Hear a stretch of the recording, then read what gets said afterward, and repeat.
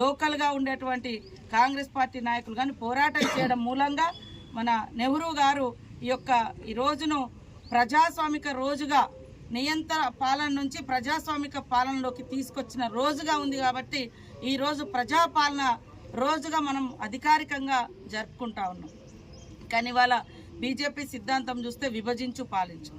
ఇవాళ ప్రధానమంత్రి వేరంట, home minister వేరంట. ప్రధానమంత్రి నెహ్రూ గారు, హోమ్ మినిస్టర్గా సర్దార్ వల్లభాయ్ పటేల్.